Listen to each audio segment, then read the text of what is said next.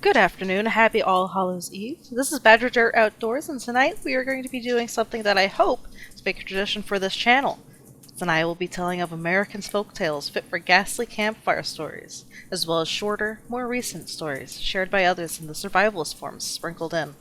I have 9 tales to share with you tonight, so go grab your favorite snack and some hot chocolate to warm your bones before joining us by the fire. Our first legend is of the Wolf Girl of Devil's River. In 1835, a group of American colonists, led by Dr. Charles Beale, were camped at Lake Espantosa, a renowned haunted location near what is now Carrizo Springs in southwest Texas.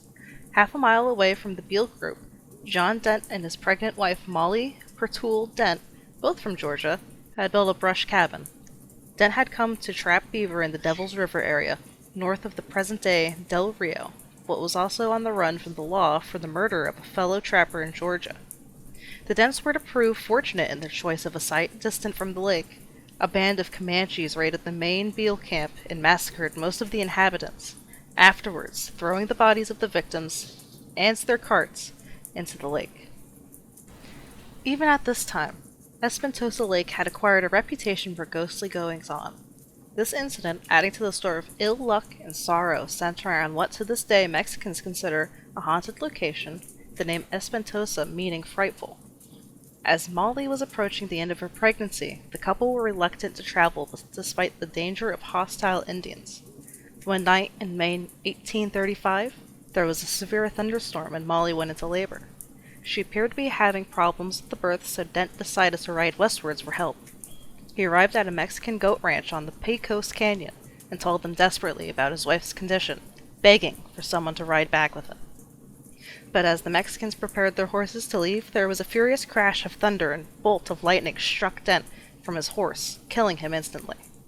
After a considerable delay, the goat herders mounted up and followed Dent's directions. However, darkness fell before they had gotten over the divide to develop Devil's River, thus delaying the search. Finally, at sunrise, the next morning, they located the dense, isolated cabin. But what they found inside the cabin, in an open brush arbor, was Molly Dent lying dead, alone. She had apparently died at childbirth, but there was no trace of the baby anywhere. The child was never found, but fang marks on the woman's body and numerous wolf tracks over the area made the goat herders naturally assume that the infant had either been devoured or carried off by lobo wolves. This was just the beginning of the story. 10 years later, in 1845, a boy living in San Felipe Springs reportedly saw a creature with long hair covering its features that looked like a naked girl, attacking a herd of goats in the company of a pack of lobo wolves. The story was ridiculed by many, but still managed to spread back among the settlements. Around a year after this incident, a Mexican woman at San Felipe claimed she had seen 2 large wolves and an unclothed young girl devouring a freshly killed goat. She appeared close to the group, she said, before they saw her and ran off. Usually it is very dangerous for humans to eat raw meat, since the wolf girl never had the chance to learn how to cook a ham or other meats. Her body must have become accustomed to digesting uncooked meats just like a wolf. The woman noticed that the girl ran initially on all 4s, but then rose up and ran on 2 feet, keeping close to the wolves. The woman was in no doubt about what she had seen, and the scattering of people in the Devil's River country began to keep a sharp watch for the girl. There were similar reports by others in the region during the following year, and Apache stories told of children's footprints, sometimes accompanied by handprints, having been found among wolf tracks in sandy places along the river. A hunt was organized to capture the Lobo, or Wolf Girl of Devil's River, as she had now become known. Comprising mainly Mexican vaqueros, on the 3rd day of the hunt, the naked girl was sighted near Espantosa Lake, running with a pack of wolves. The cowboys managed to separate the girl from her wolf companions and cornered her in a canyon, where she fought like a wildcat, clawing and biting frantically to keep her freedom. They finally managed to lasso her to keep her still, but while they were tying her, she began making frightening, unearthly sounds, somewhere between the scream of a woman and the howl of a wolf. As she howled, the monster he-wolf from whom she'd become separated appeared and rushed at her captors. Fortunately, one of the cowboys reacted quickly and shot it dead with a pistol, at which the wolf girl fell into a faint. Securely bound, the men were now able to examine the girl and noted that despite a body covered in hair and her wild mannerisms, her appearance was very much human. Her hands and arms were well muscled but not out of proportion, and she lacked the ability to speak, only making deep, growling noises. She moved smoothly on all fours, but was rather awkward when made to stand up straight. The girl was put on a horse and taken to the nearest ranch, an isolated two-room shack in the desert wilderness. She was put in one of the rooms and unbound, the cowboys offering her a covering for her body and food and water, but she refused, cowering in the corner. They then left her alone for the night, locking the door and posting a guard outside. The only other opening in the room was a small, boarded-up window. As night fell, the cowboys heard terrifying howls coming from the wolf girl's room. The strange cries carried through the still night air, unsettling her captors and soon finding answers from among the wolf pack in the wilderness beyond the shack. Soon there were long, deep howls coming from all sides as the pack drew closer to the house, and occasionally strange howling screams from the girl answering them from inside her dark room. Suddenly the large pack of wolves charged into the corrals, attacking the goats, cows, and horses and bringing the cowboys outside, shooting and yelling to drive them away. In all the confusion, the wolf girl managed to tear the planks from the window and escape into the night. The howls soon abated and the wolves crept back into the wilderness.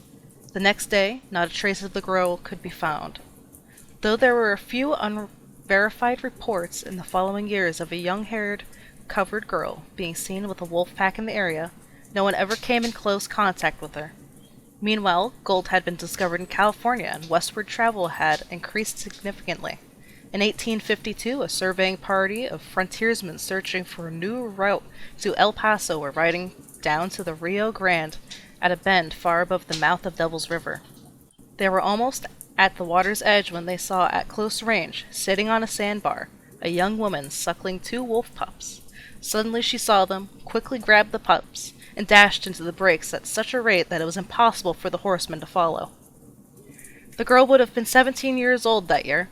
After that, she disappeared into the wilderness forever. It is impossible to know what became of Molly Dent's daughter, presuming that's who the wolf girl was. There were subsequent reports of human-faced wolves in the area, right up to the 1930s, and author L. D. Bertillon wrote in 1937, "During the past 40 years, I have in the western country met more than one wolf face, strongly marked with human characteristics." This next small story is posted by Doc Holliday on the Survivalist boards. Mind you, we were young, dumb, inexperienced, and overpacked with useless gear during this expedition. Myself and my best friend decided to head to the Upper Peninsula of Michigan to do some ice fishing, camping on one weekend. It was dead of winter, cold, lots of snow, etc. We decided to head out on an island on some lake we found to camp for the night. While on that island in the middle of the Upper Peninsula, where there is lots of wildlife that can hunt and kill you, we decided it'd be cool to cook some T-bone steaks, potatoes, onions, mushrooms, whatever. Well, we cooked, ate, and soon realized that we did not have the proper gear to stay out all night in these conditions. So just after the sun was setting, we left the island and started heading back to our car, which was probably 1.5 to 2 miles away from where we were. So there we are, walking along, taking turns pulling a sled full of heavy and useless gear across the lake, when as we hear something off to the right. We scan with our flashlight and see a set of eyes, as we walk to keep flashing back to the eyes, which are getting closer. A little bit of moonlight peeks out from the clouds and we can see the body that belongs to the eyes. It is a wolf. No doubt it smelled our little barbecue that we have decided to have, and came to see if it could get a taste. We had 2 guns, a single-shot 20 gauge, which I was carrying, and he had a pump 870 on him. As we kept walking, the wolf stayed parallel to us and kept closing distance, little by little, and then started falling in more behind us. We decided that I would pull the sled and that my buddy would walk backwards with the gun with a constant eye on it. We were scared, alone, and being hunted. We heard a motor in the distance and could soon see a light coming across the lake from behind us. As it approached, the wolf decided to leave. Thank God. The snowmobile approached us and stopped. Ended up being 2 Canadian guys who were very nice. They could not believe that we had walked out that far with so much stuff, and offered to hook up the sled we were pulling and caravan us back, which we gladly took them up on. Lessons learned? 1. Don't pack 150 pounds of useless gear, especially 50 pounds of cooking stuff, as you're going to set up a gourmet kitchen out in the wilderness for one night. 2. You can't auger a hole to fish in with a handheld, non-motorized auger with old blades in the Upper Peninsula middle of winter. We stopped drilling the hole at about 2 feet when the blades had nothing left to them. 3. Grilling T-bones in the middle of an island will attract unwanted wildlife attention. 4. Better, lighter, and minimalistic gear is far superior to packing everything from home aside from the kitchen sink. And 5. Canadians aren't that bad after all. This next one is a Missouri ghost story called Raw Head and Bloody Bones, retold by S.E. Schlosser. Way back in the deep woods, there lived a scrawny old woman who had a reputation for being the best conjuring woman in the Ozarks. With her bedraggled black and gray hair, funny eyes, one yellow and one green, and her crooked nose. Old Betty was not a pretty picture, but she was the best there was at fixing what ailed a man, and that was all that counted. Old Betty's house was full of herbs and roots and bottles filled with conjuring medicine. The walls were lined with strange books brimming with magical spells. Old Betty was the only one living in the hollow who knew how to read. Her granny, who was also a conjurer, had taught her the skill as part of her magical training. Just about the only friend old Betty had was a tough, mean, ugly old razorback hog that ran wild around her place. It rooted so much in her kitchen garbage that all the leftover spells started affecting it. Some folks swore up and down that the old razorback hog sometimes walked upright like a man. One fellow claimed he had seen the pig sitting in the rocker in old Betty's porch, chattering away with her as she stewed up some potions in the kitchen, but everyone discounted that story on account of the fellow who told it was a little too fond of moonshine. Rawhead was the name old Betty gave the razorback, referring maybe to the way the ugly creature looked a bit like some of the dead pigs come butchering time down in Hog-Skulled Hollow. The razorback didn't mind the funny name. Rawhead kept following old Betty around her little cabin and rooting up the kitchen leftovers. He'd even walk to town with her when she came to the local mercantile to sell her home remedies. Well, folks in town got so used to seeing Rawhead and old Betty around the town that it looked mighty strange one day around hog driving time when old Betty came to the mercantile without him. "Where's Rawhead?" the owner asked as he accepted her basket full of home remedy potions. The liquid in the bottle swished in an agitated manner as old Betty said, "I ain't seeing him around today, and I'm mighty worried. You seen him here in town?" "Nobody's seen him around today. They would have told me if they did," the mercantile owner said. "We'll keep a lookout for you." "That's mighty kind of you. If you see him, tell him to come home straight away," old Betty said. The mercantile owner nodded agreement as he handed over her weekly pay. Old Betty fussed to herself all the way home. It wasn't like Rawhead to disappear, especially not the day they went to town. The man at the mercantile always saved the best scraps for the mean old razorback, and Rawhead never missed a visit. When the old conjuring woman got home, she mixed up a potion and poured it onto a flat plate. "Where's that old hog got to?" she asked the liquid. It clouded over, and then a series of pictures formed. First, old Betty saw the good-for-nothing hunter that lived on the next ridge sneaking around the forest, rounding up razorback hogs that didn't belong to him. One of the hogs was Rawhead. Then she saw him taking the hogs down to Hog-Skulled Hollow, where folks from the next town were slaughtering their razorbacks. Then she saw her hog, Rawhead, slaughtered with the rest of the pigs and hung up for gutting. The final picture in the liquid was the pile of bloody bones that had once been her hog, and his scraped, clean head lying with the other hogs' heads in the pile. Old Betty was infuriated by the death of her only friend. It was murder to her, plain and simple. Everyone in 3 counties knew that Rawhead was her friend, and that lazy, hog-stealing, good-for-nothing hunter on the ridge was going to pay for slaughtering him.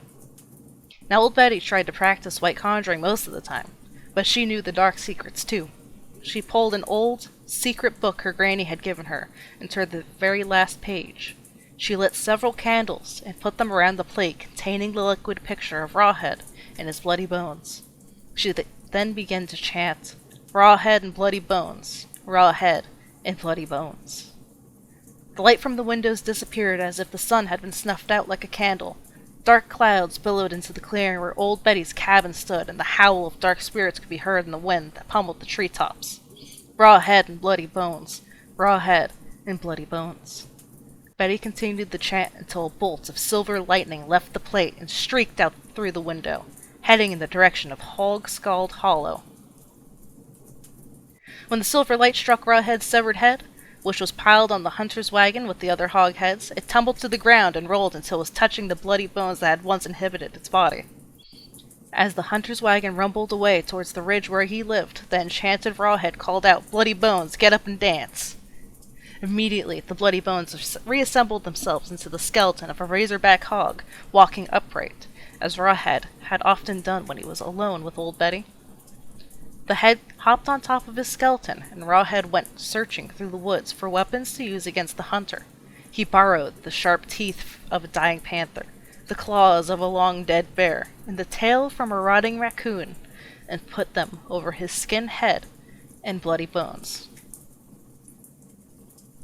Then Rawhead headed up the track towards the ridge, looking for a hunter who had slaughtered him. Rawhead slipped past the thief on the road and slid into the barn, where the hunter kept his horse and wagon. Rawhead climbed up onto the loft and waited for the hunter to come home. It was dusk when the hunter drove into the barn and unhitched his horse. The horse snorted in fear, sensing the presence of Rawhead in the loft.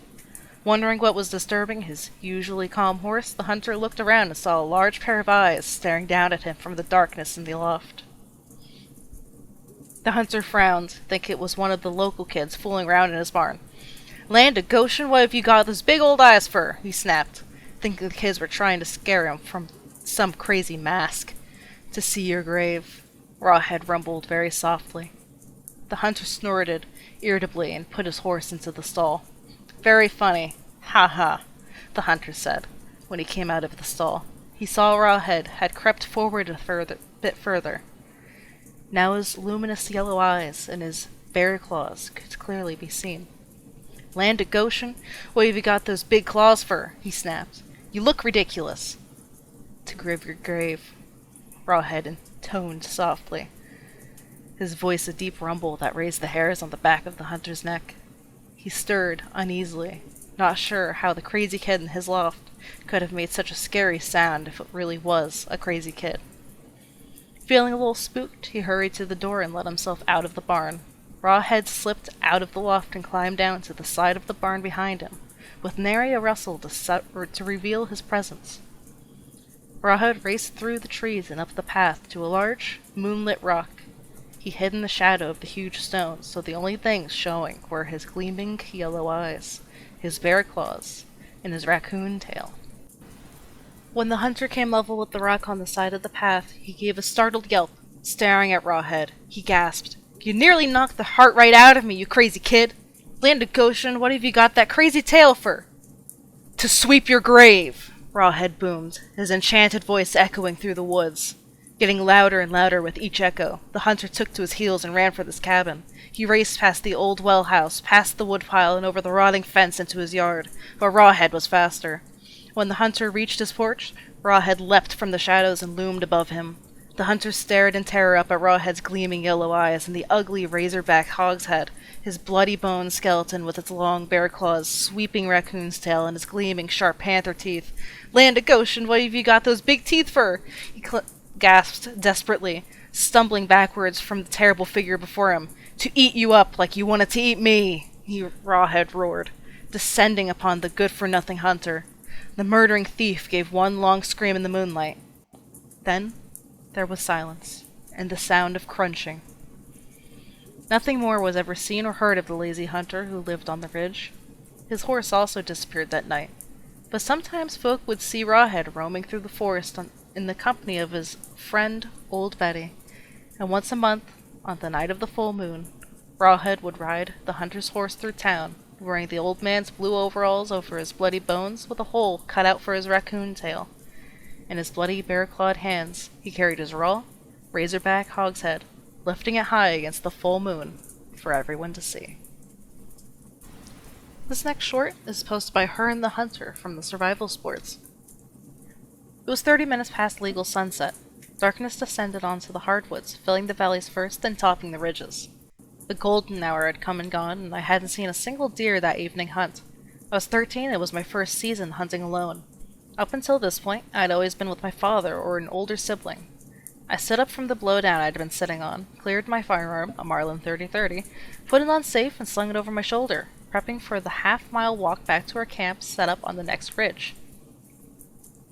I had a 200-yard walk through the forest, down the ridge I was on, to an old logging road at the base of the next ridge. From there, just followed the road up the hill to our camp on top of the ridge. I remember the first part of the walk being uneventful. I made it down the hill with no problem. Cedar trees choked both sides of the logging road, springing up to claim the sunlight provided by unexpected break in the canopy. Once I reached the cedar thicket, I knew the road was only a few hundred yards ahead of me. By this time I had fished the small flashlight out of my pack. It wasn't much of a light, but would cast enough light to keep me from tripping over anything or rolling an ankle. When I reached the cedar trees, that's the first time I heard the high-pitched laughter coming from the ridge behind me. I wheeled around, scanned the woods with my flashlight, the beam only reaching a few dozen yards or so. It was like no other sound I had heard. I had no explanation for it. My brain decided it was my father pulling a prank. That's what I told myself as I reached the road and started up the hill. Walk back to camp. That's when I heard it again, a high-pitched cackle. This time, further up the ridge, 100 yards from where I had been before. Way too far for someone to have walked in the time allowed. The idea of a prank quickly left my mind. Visions of devils and demons filled my brain. Blair Witch, maybe? At this point, the 30-30 was off my shoulder and in my right hand, feeble light still in my left, guiding my way. A high-pitched laugh and cackle continued as I trudged up the hill, always changing locations, seeming to never be in the same place twice, always changing positions, always close, but never close enough for me to see the source of the noise. Every time it sounded, I got goosebumps on my body. My hair stood on end, and I became more and more frightened. I jacked around into my 30-30 and continued to walk, a little faster pace this time. As the cackling continued, I picked up the pace and took the safety off my lever-action rifle. By the time I was nearing camp, I had the hammer eared back on my firearm and was almost jogging up the logging road, flashlight swinging back and forth, trying to spot the source of this menacing cackle. As I neared the top of the ridge, I started to feel safer as I saw the glow of the campfire surrounded by the headlamps of my father and his friends. The cackling laughter seemed to sense the presence of more seasoned men and started to lag behind, staying in the depths of the forest. Not coming closer to the camp, once in the light of the fire, I stopped to catch my breath and took the time to clear my firearm once again. The cackling laughter could barely be heard now, moving back into the forest, soon fading out to nothing. I acted as normal as I could, going about getting dinner, hanging out by the fire. It wasn't until I had my father alone later that evening that I told him what I experienced. With a little sideways smirk and a kindly hand on my shoulder, he explained everything I ever needed to know about barred owls and the variety of noises they can make. Next we have The Brothers' Revenge, a Wisconsin ghost story, retold by S.E. Schlosser. The blizzard was raging fiercely around them as the brothers stumbled down the long road. They were miles from any farm, and knew they had to seek shelter or freeze to death. So it was with gratitude that the two brothers spotted a saloon and pushed their way through the door. Every eye in the room turned upon them, as the boys ordered coffee with the last of their money. As the bartender went to fetch the hot drink, most of the regulars returned to their conversations. But one man continued to stare, a massive butcher with a mop of red hair and a long, red beard who was worse for drink. "You're looking at me funny," the butcher slurred, looming over the two boys.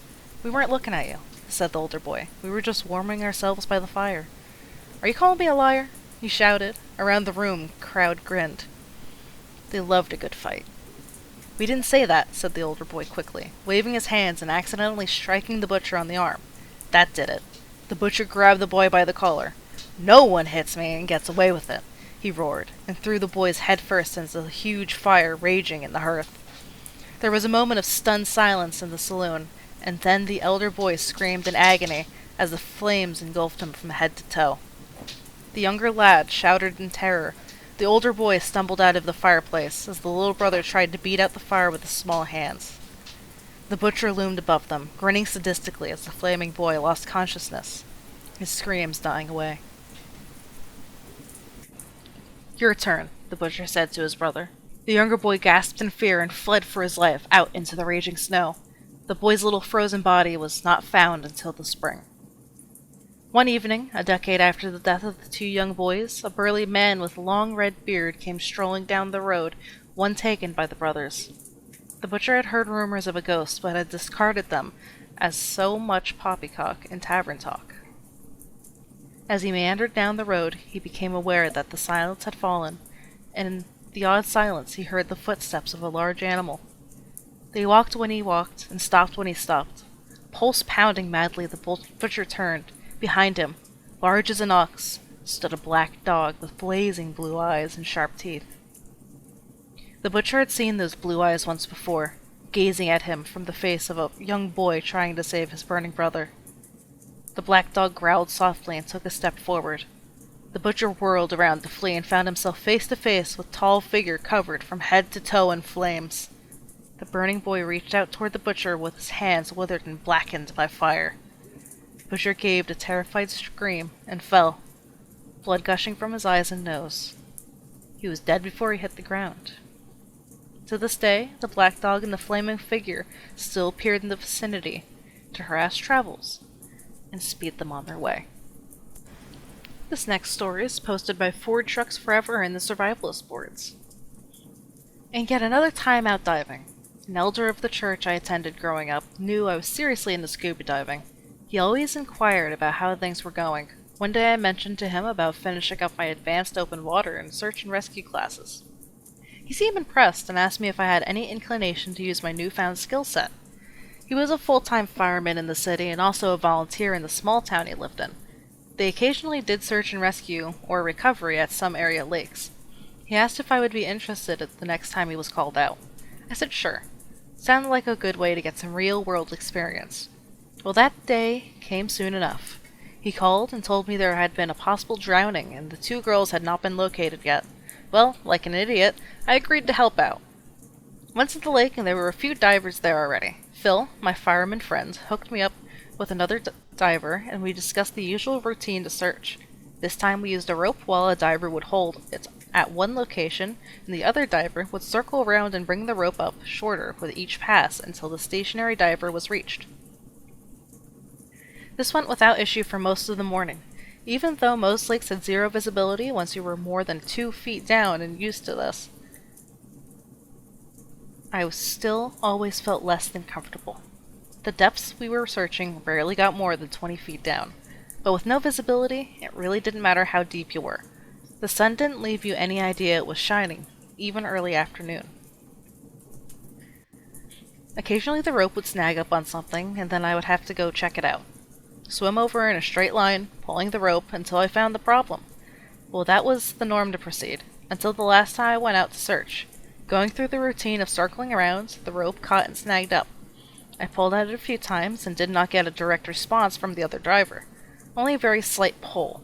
So I swam toward the hang-up, went down a little deeper, and the water got noticeably colder as the depth increased.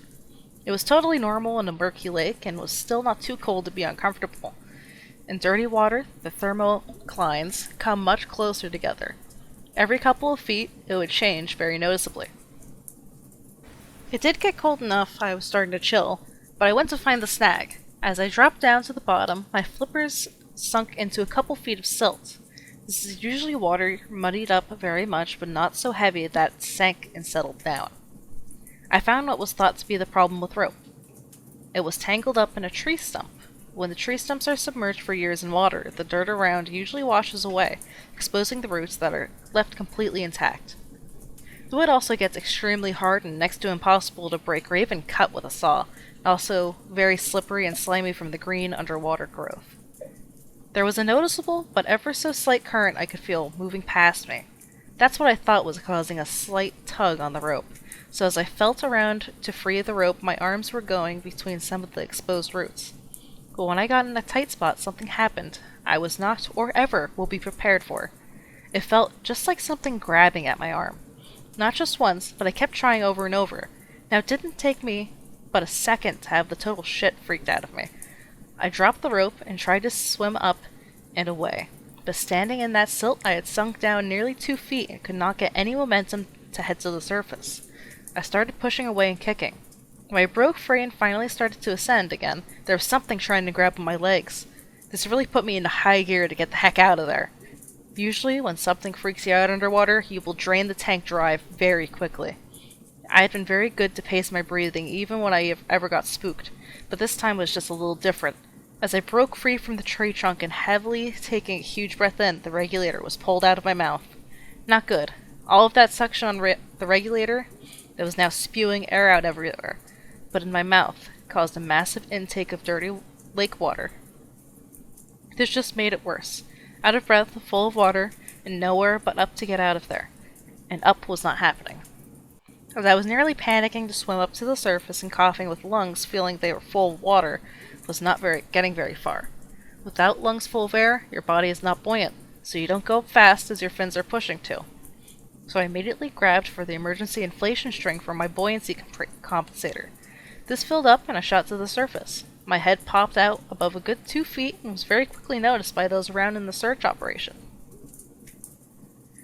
It is not uncommon for rookies looking for dead bodies to panic and get the heck out of there. If they find something thought to be a corpse, I never thought about it until later, and I'm glad I had not.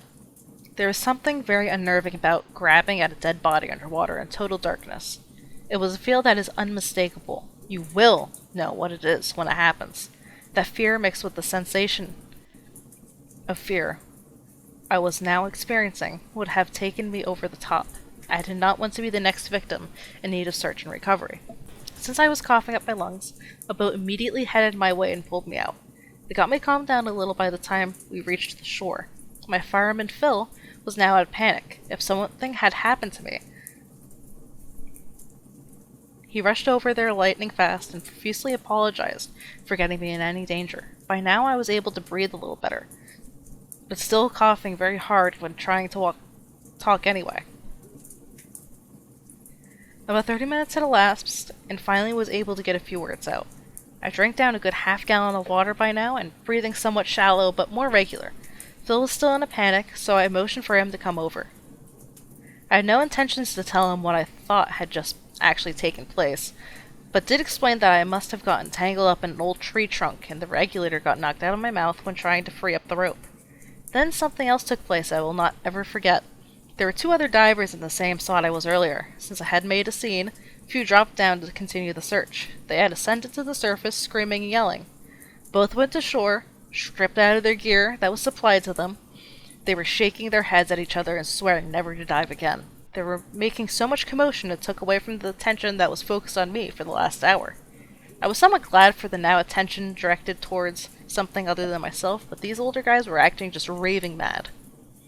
They would not talk to anyone. Both of them just got in their cars and left. I found out later they were also some of the volunteers that showed up like I did. Well, things calmed down a little, and Phil came back over to me with a puzzled look on his face. He was looking me over and asking about all of the marks on my arms and legs. I never bothered to look myself over after getting back to shore.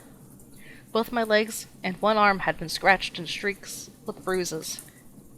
There were 3 thin bruised streaks down my arms and legs that started from bloody torn flesh to deep scratches, then blend to bruising.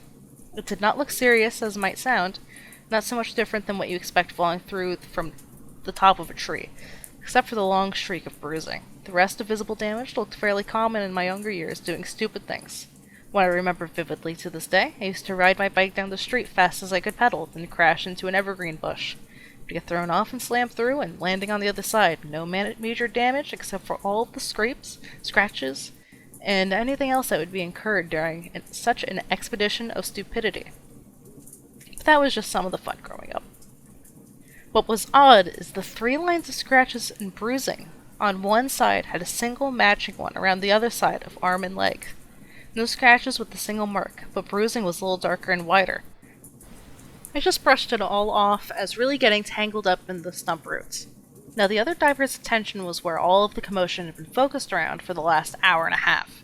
The experienced professional ones went down as a group of 4 together. It wasn't long before a balloon popped up on the surface. That was a sign a body had been found. This just sent cold chills down my spine. It had been over 24 hours since the drowning, and usually takes 2 or 3 days before they bloat and come to the surface. I can't swear what actually happened down there, but know something, not being roots, that had made contact with me. I didn't want to think about it anymore. Since Phil was just a volunteer for this particular recovery, and now that the bodies had actually been located, we left everything to the small group of professional divers to recover the bodies.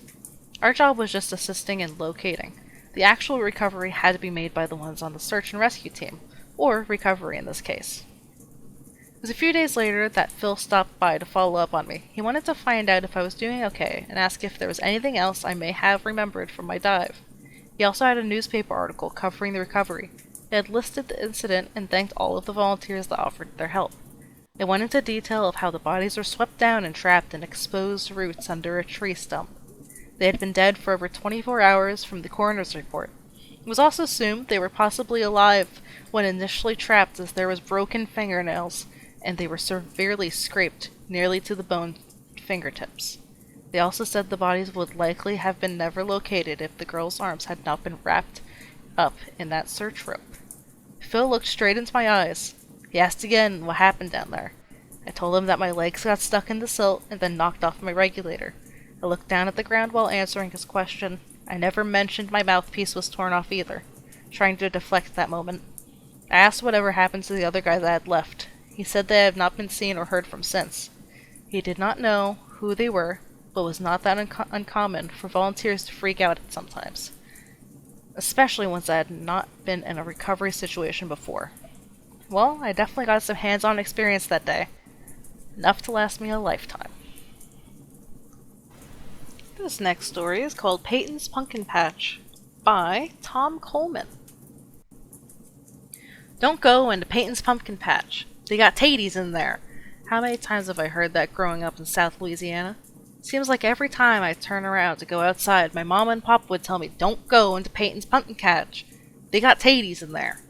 Now, for those of you who don't know, a taty is like a Cajun boogeyman. They love to scare bad little children. But I could never understand why out of all of the pumpkin patches in Acadia Parish, any taty would want to live in Peyton's Pumpkin Patch. I mean, it was all overgrown with weeds, and the pumpkins were so villain ugly, all twisted out of shape. My papa used to tell me stories about Old Man Peyton and how he put a gris on his pumpkin patch, you know, an evil spell to keep the taties out there. He went out into the pumpkin patch one time a year, on Halloween night at midnight, to put a fresh gris on his field. Don't never go into Peyton's Pumpkin Patch. They got taties in there. Well, me and my best friend, Shawi, decided it was too old to believe in taties anymore. So he was going to play a trick on Old Man Peyton. We sneaked into his pumpkin patch on Halloween night, and we was going to take our pocket knives and carve some jack-o'-lanterns out of them old, scraggly pumpkins. Yeah, we was going to fool old Peyton into thinking that the Halloweenies had passed and scared him real good. We sat down with a couple of pumpkins and was just about to carve them up when we heard a noise, like something moving in the field. Me and Shawi stopped and we was doing and looked into the field. It was a full moon, so we could see everything like it was daytime, but we couldn't see what was moving. So I sat back down and was fixing to start cutting when I heard that someone had already carved a scary face into that pumpkin. I was surprised, but when I looked closer at it, I didn't look like it was carved at all. It looked different. Then all of a sudden that pumpkin blinked. I jumped out to my feet and threw that pumpkin down. That old pumpkin face started getting meaner, and that thing started rocking back and forth like something was coming out of the ground and pushing it. Then I saw that every pumpkin in that field was moving from side to side. They rocked so hard that they started popping loose from their vines, and then they started rolling. That whole field was moving now, rolling towards me and Shawi.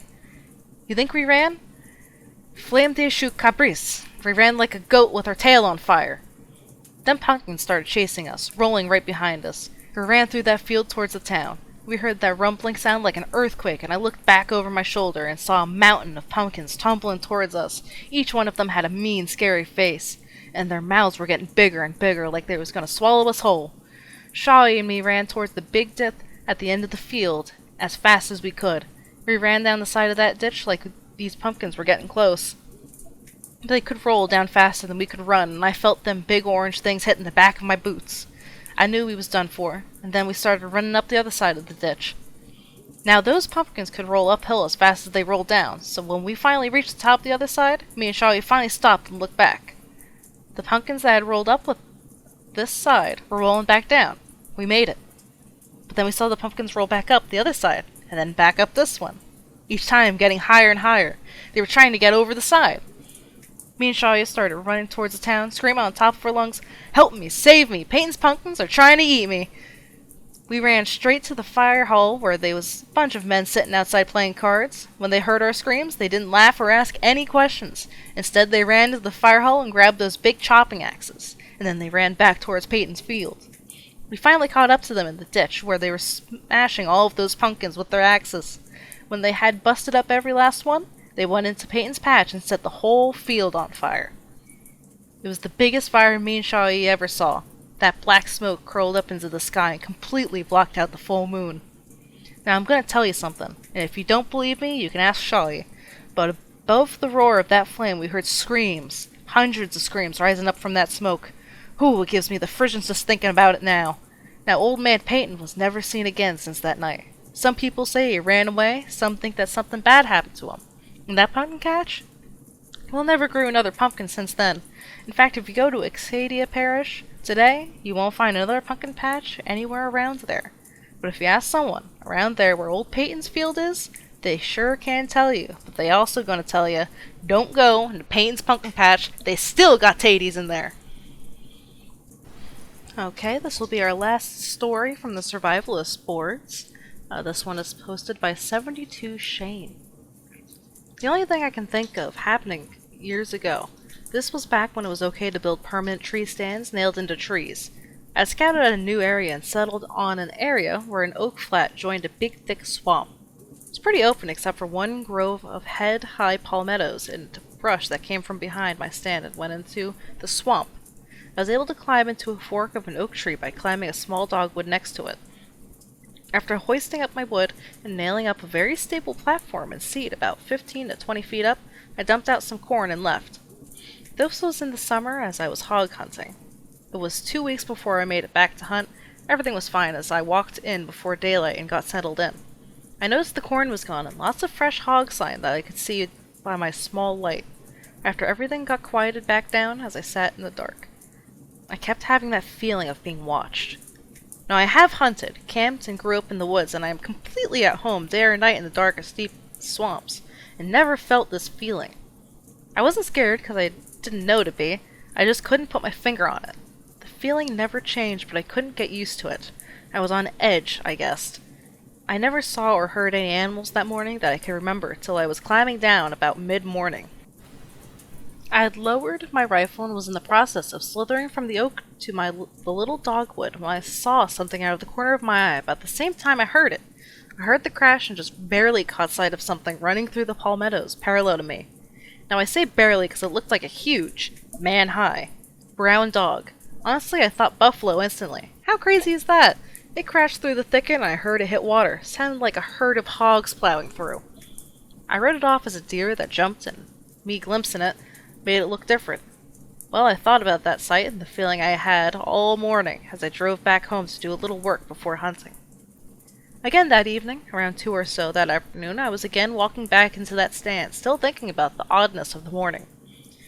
It was only a quarter mile or so walk, and I was there and settled in quick enough. Again, everything was oddly quiet.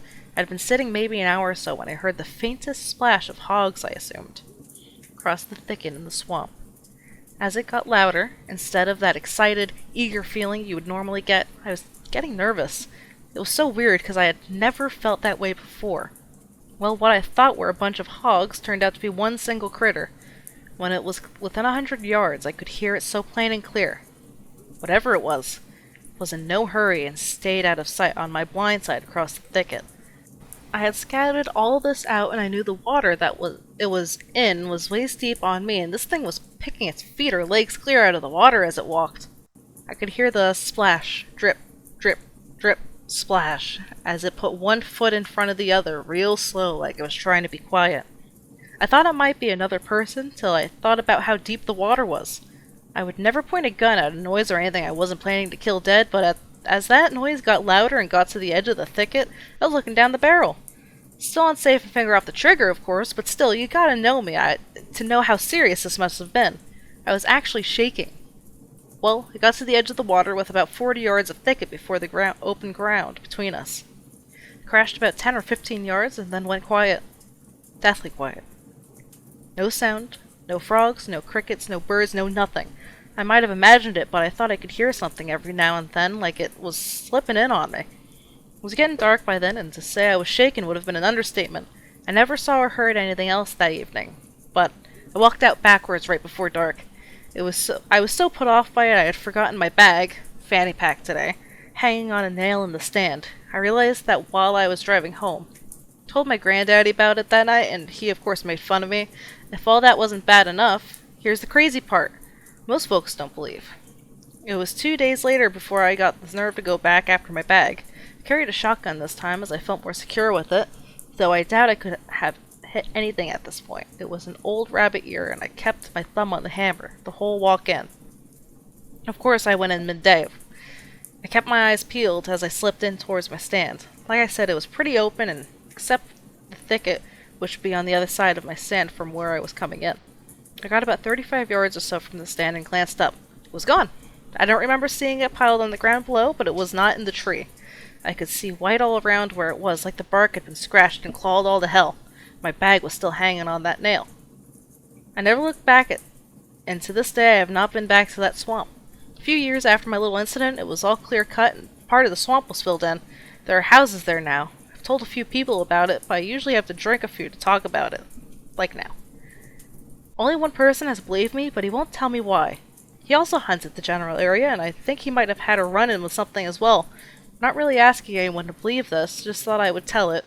I have heard of plenty more strange things around these parts, but I'll save them for another day. Sorry to be so long-winded, but you asked for it. Okay, and our last story for the night is titled What Lived in the Holler, a Tennessee Monster Story. And this is written by Bill Julie Arbuncle. Don't you be crossing the holler tonight, Jefferson Boone, Orville Minton said to the scruffy man standing on the other side of the bar. You know what they say about that thing that lives out there. Don't scare me none, Jefferson Boone replied. I heard tell from the preacher that it's an evil something that rips your liver out and eats it in front of you, Junior Wolford chimed in. Since when did you start listening to preachers? Orville Minton stared at his friend, then took a swig of cheap beer from his glass. But I'm in agreement.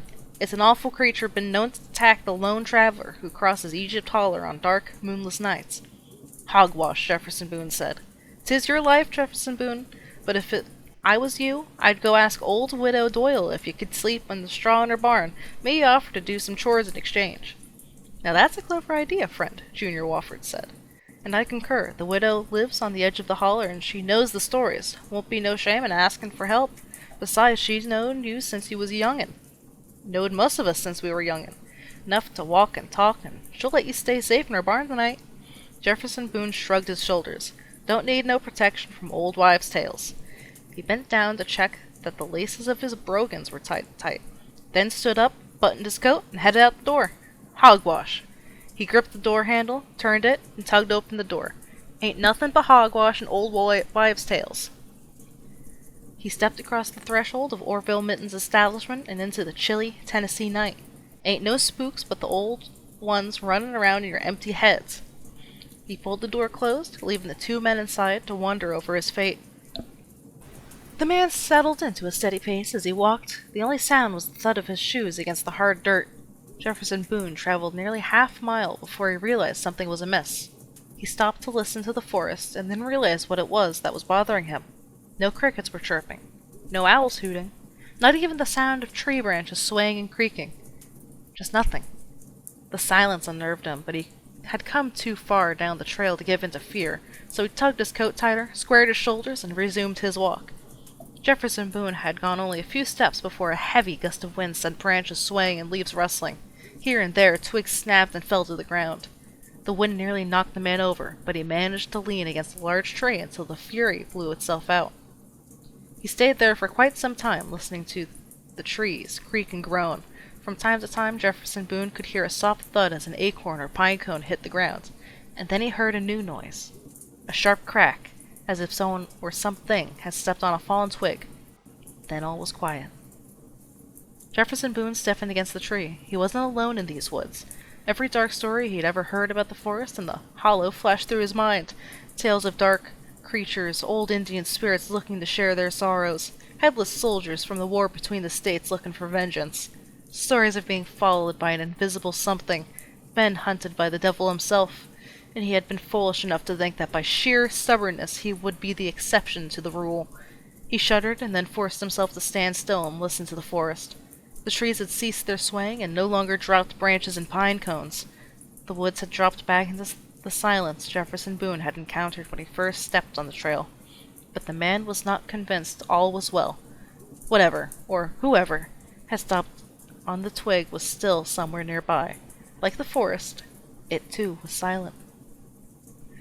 Boone considered his options. Following the trail home meant a 2-mile trek through the dense woods, 2-mile trek with something following him. The other alternative was to head back to the tiny mountain town and seek shelter until daybreak. It was a half-mile to the trailhead, a far shorter distance to travel, of course. Heading back to the town meant swallowing his pride. The other fellows, Junior Wofford and Orville Minton, would never let him forget that he had turned back out of fear.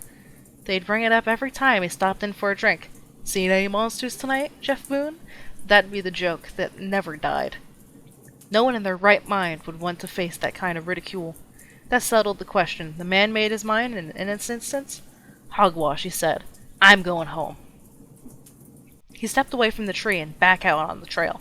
But Jefferson Boone had no sooner taken a single step than he heard a slight rustle, as if someone nearby was walking through the underbrush.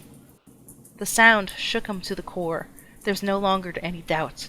Something in the forest was stalking him.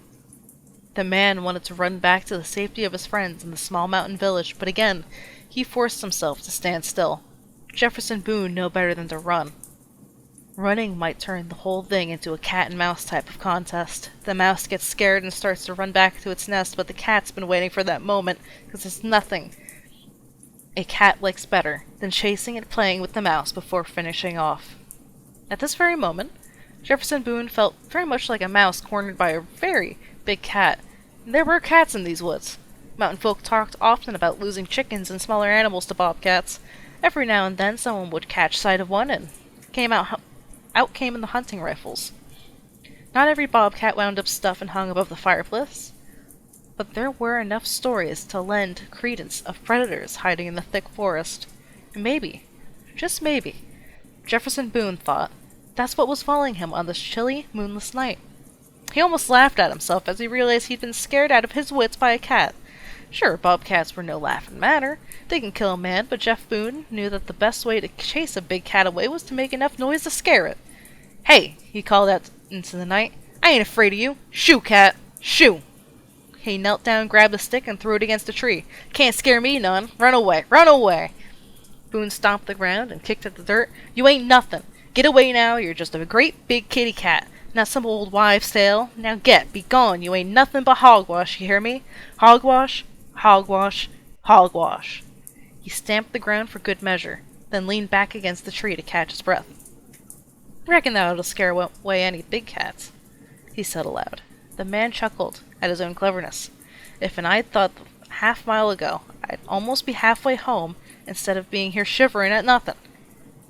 He started for the trail once again, but couldn't resist looking over his shoulder and laughing at whatever animal had followed him into the darkness. "Spooked you good, didn't I?" He turned back onto the trail, but before he even set foot on the packed dirt, a hoarse whisper came from behind the tree he leaned on. "Hogwash," the voice said. Then came a cracking and snapping sound as if something large was stepping on twigs and fallen branches. The footsteps were coming towards Jefferson Boone. The man's feet were already moving before he even had time to get his bearings. Boone guessed at the trail's location and followed what looked like a narrow footpath. Once on the path, Jefferson Boone ran for his life. Behind him ran a dark shape. It hissed and snarled. The sounds seemed to be gaining on him. Each was one step closer than the last. The man ran faster, but no matter his pace, the creature kept at his heels. Jefferson Boone could barely see the path. The forest seemed to grow darker the faster he ran. He stumbled on a tree root that had crossed the trail, but quickly recovered. In that split second, however, the predator gained enough ground that the man felt the creature just a few steps behind.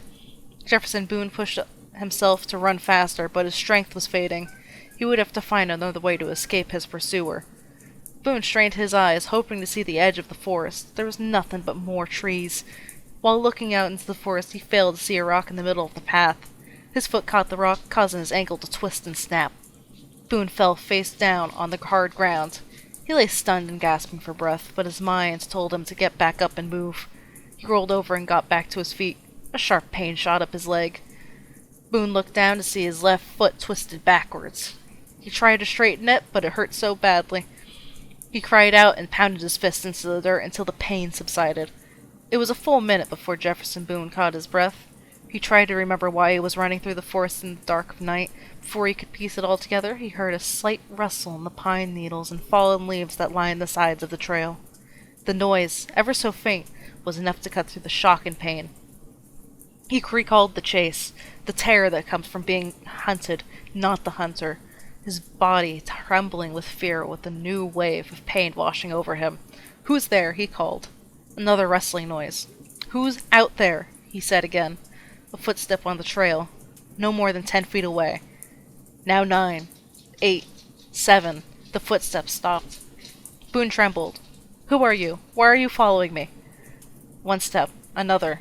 "What do you want?" Boone stared into the darkness. A figure came into view. 5 feet tall, give or take an inch. Thin, but with rounded hips and shoulders.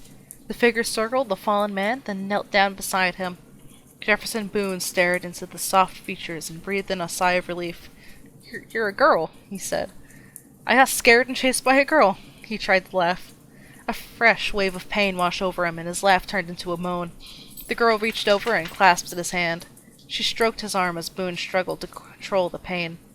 When at last his body stopped shaking, he looked at the girl.